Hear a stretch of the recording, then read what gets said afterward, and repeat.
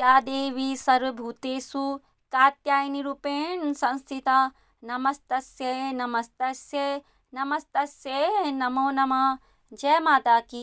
आज का दिन शीलवान धन वैभव देने वाली ब्रजमंडल की अधिष्ठात्री माता कात्यायनी को समर्पित है।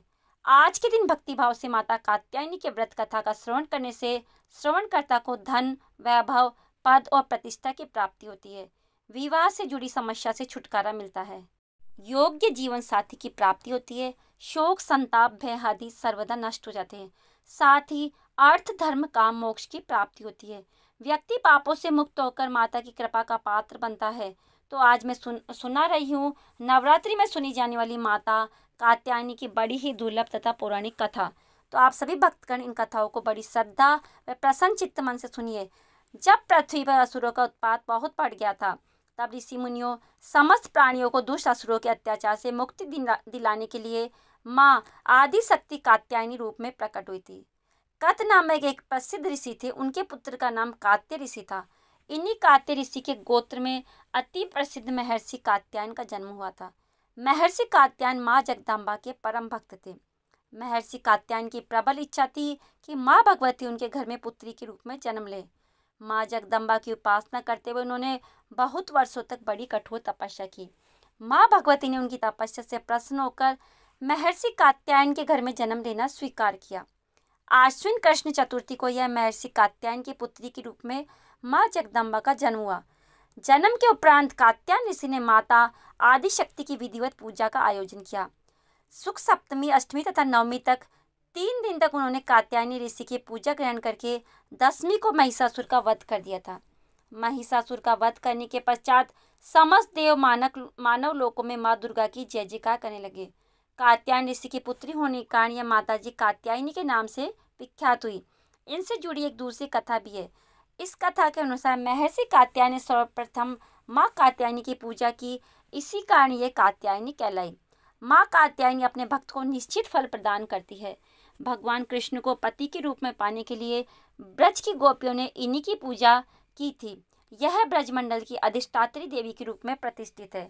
भगवान श्री कृष्ण ने भी माता कात्यायनी की पूजा की थी। इनका स्वरूप अत्यंत भव्य और दिव्य है। इनका वर्ण सोने के समान चमकीला और उज्ज्वल है। इनकी 4 भुजाएं हैं। माता जी का दाहिनी तरफ का ऊपर वाला हाथ अभय मुद्रा में है तथा नीचे वाला वर मुद्रा में है। बाई तरफ के ऊपर वाले हाथ में तलवार और नीचे वाले हाथ में कमल का पुष्प सुशोभित है। इनका वाहन सिंह है। इनकी भक्ति को परिपूर्ण आत्मदान करने वाले ऐसे भक्त को सहज भाव से माँ कात्यायनी के दर्शन प्राप्त होते हैं।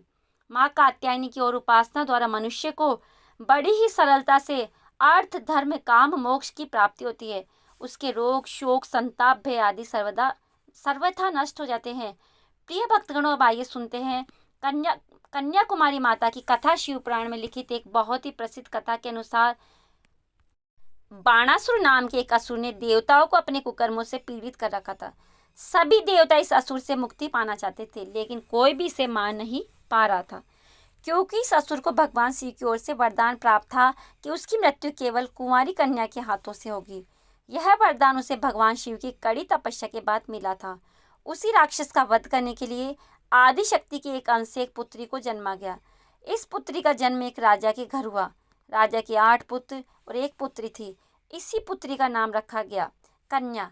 इस कन्या को भगवान शिव से प्रेम हुआ। उन्हें पाने के लिए कन्या ने कठोर तपस्या की। उनकी तपस्या से भगवान शिव प्रसन्न हुए और विवाह का वचन दिया। विवाह की तैयारी शुरू की गई। भगवान शिव तय कार्यक्रम के अनुसार कैलाश से बारात लेकर चल दिए। बारात कन्याकुमारी से लगभग 12 किलोमीटर दूर सुचिंद्रम गांव में ठहरी। उधर कन्याकुमारी का विवाह होते देख देवतागण परेशान हो गए कि अब बाणासुर का वध कैसे होगा। पहले तो उन्होंने देवी को समझाने का बहुत प्रयास किया, लेकिन जब बात नहीं बनी तो छल का सहारा लिया। विवाह के समय ब्रह्म मुहूर्त रखा गया, लेकिन नारद जी ने आधी रात को ही मुर्गी का रूप देखकर बाग दे दिया। शिव जी को लगा कि सुबह हो गई और वो ब्रह्म मुहूर्त पर नहीं पहुंच पाएंगे, इसलिए भोलेनाथ बारात लेकर वापस कैलाश पर्वत पर लौट गए। उधर दुल्हन के रूप में तैयार देवी ने देखा कि बारात नहीं आई तो वे दुख और क्रोध से भर उठी।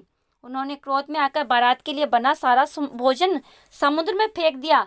कहा जाता है कन्याकुमारी के तट की रेत में आज भी कई रंग बिरंगे पत्थर के कण मिलते हैं, जो देखने में दाल चावल जैसे लगते हैं।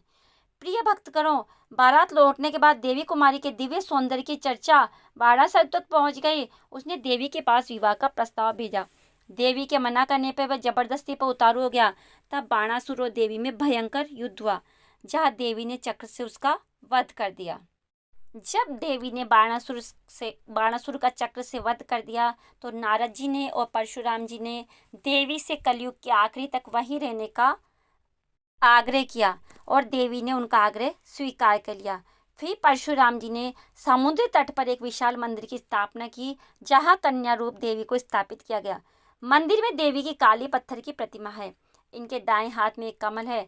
प्रिय भक्तगणों, उन्हें देखने पर ऐसे लगता है कि मानो 16 श्रृंगार में देवी आज भी शिव जी के आने का इंतजार करिए। एक बार प्रेम से बोलिए, जय माँ कन्याकुमारी, जय हो माँ कात्यायनी, ओम नमः शिवाय। अब आइए सुनते हैं माता रानी की दूसरी कथा। माँ दुर्गा को शेरावाली के नाम से पुकारने के पीछे एक कथा भी प्रचलित है। इस कथा के अनुसार भगवान शिव को अपने पति के रूप में पाने के लिए माँ पार्वती ने हजारों वर्षों तक तपस्या की थी। इस तपस्या का तेज इतना अधिक था कि पार्वती माता का गोरा रंग सांवला पड़ गया था। लेकिन तपस्या सफल हुई और माँ पार्वती को भगवान शिव पति के रूप में प्राप्त हो गए।